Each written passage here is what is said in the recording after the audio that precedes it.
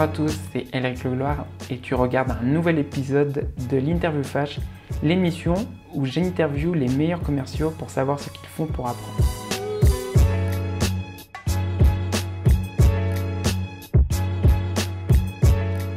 Et dans ce nouvel épisode, je reçois Alexandra Lallemand. Est-ce que tu peux commencer en justement présentant ce que tu fais et en une phrase que c'est Yumiam? Alors pour t'expliquer vraiment de manière très succincte, Yumiam, c'est l'application de cuisine qui est aujourd'hui leader auprès des 18-35 ans. On accompagne les utilisateurs de l'inspiration à la réalisation de la recette dans une approche ludique et totalement personnalisée grâce à un algorithme puissant. Aujourd'hui, on compte plus d'1,2 million d'utilisateurs et nous sommes un vrai média food.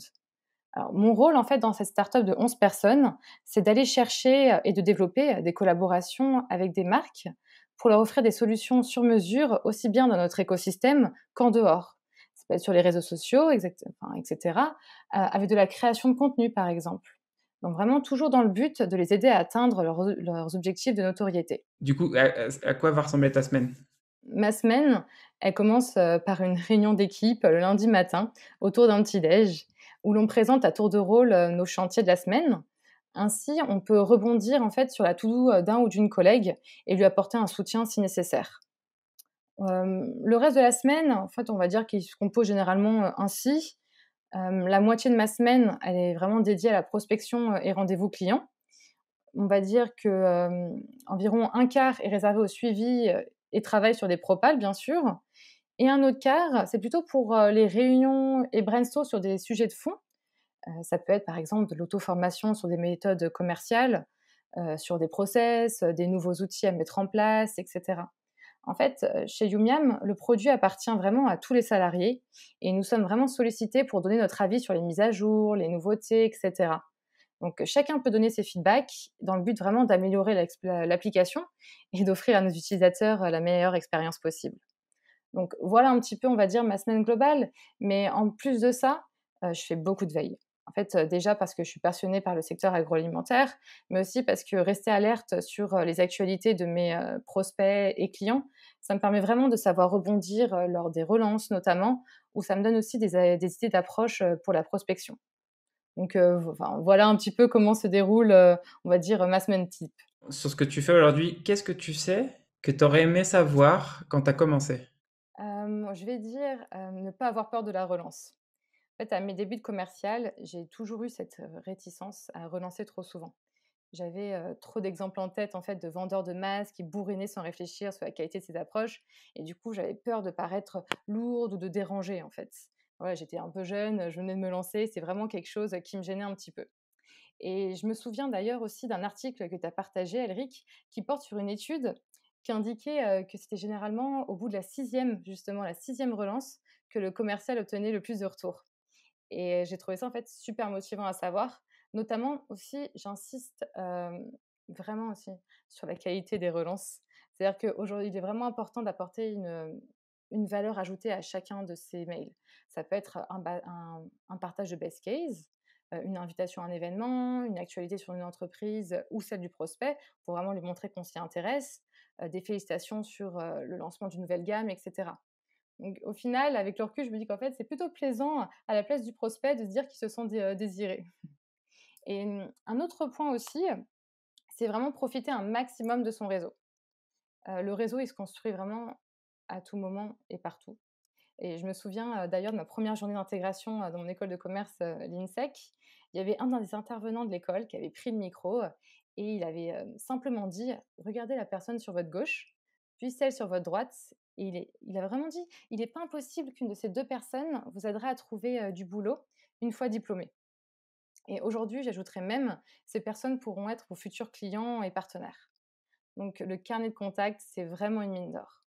Donc voilà un petit peu, ce sont vraiment, on va dire, les 2 points qui me viennent à l'esprit, l'art de la relance et le réseautage. Qu'est-ce que ton plus gros échec professionnel t'a appris? Alors je ne sais pas si c'est vraiment mon plus gros échec, mais on va dire que dans une de mes premières expériences professionnelles, je travaillais déjà en fait avec des agences qui faisaient office d'intermédiaire entre mon service, qui était de la recherche de lieux événementiels, et le client final.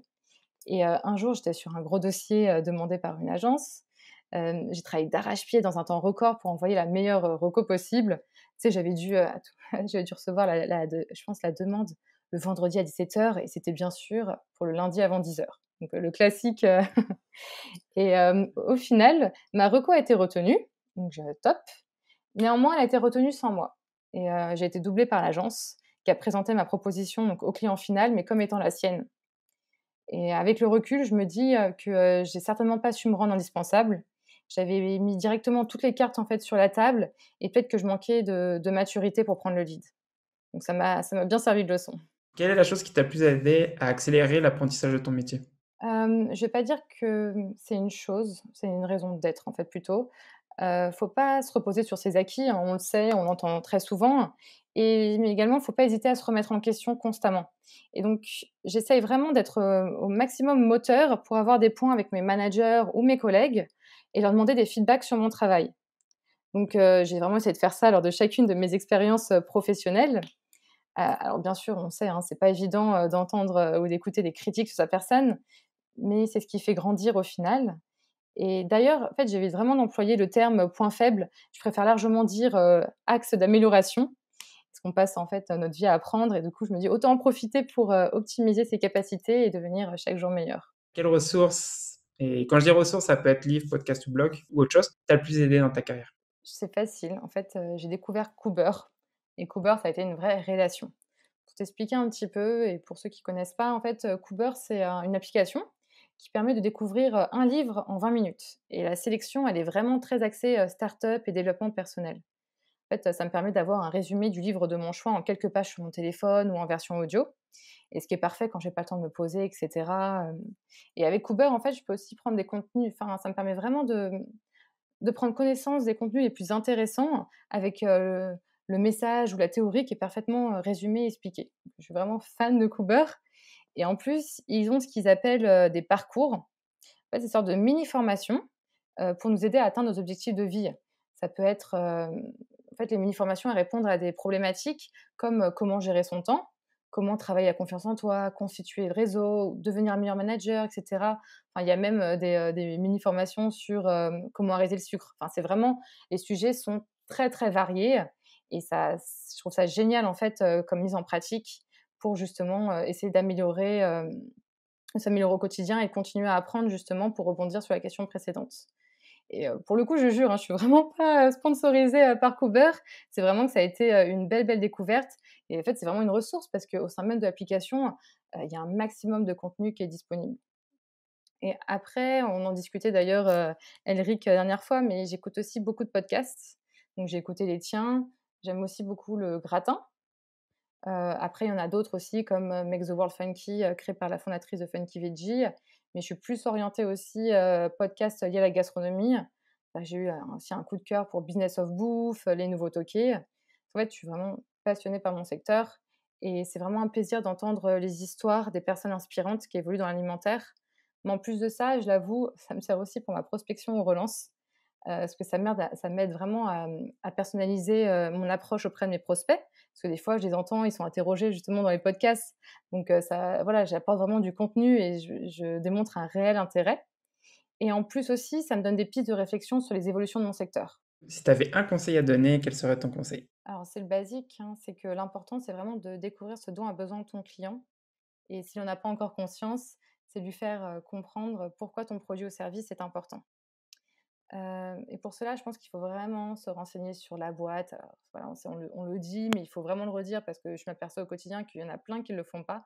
Il faut vraiment se renseigner sur la boîte, se tenir au courant des actualités et bien sûr lui poser un maximum de questions. En fait, faire une vraie découverte avant de dérouler, son discours commercial. En fait, connaître son interlocuteur, c'est un avantage. C'est ainsi qu'on peut déterminer aussi les problématiques qu'il rencontre et lui montrer comment notre offre va lui apporter des solutions. En fait, l'objectif d'un responsable ou même chargé en fait de partenariat, c'est d'établir une relation sur le long terme avec son partenaire et pas seulement un one shot. On évite les envois de masse pour travailler chaque approche d'une manière vraiment personnalisée. En fait, le qualitatif, il prend vraiment le dessus sur le quanti. C'est d'ailleurs pour ça que j'emploie le mot de partenaire et non client, parce que ça signifie vraiment qu'il est impératif de développer une collaboration sur le schéma gagnant-gagnant. C'est-à-dire que chaque partie doit trouver son compte et si jamais on sent des fois que la balance n'est pas égalitaire, bah, faut pas hésiter à se poser en fait pour trouver une solution, voire même, alors ça arrive quasiment jamais, hein, mais voire même laisser partir le prospect si on sent que derrière, on n'arrivera pas à assurer et à l'aider à atteindre ses objectifs. Des fois, enfin voilà, à vouloir paraître trop gourmand, et vendre une offre qui est pas adaptée au client, on finit par, se brûler les ailes.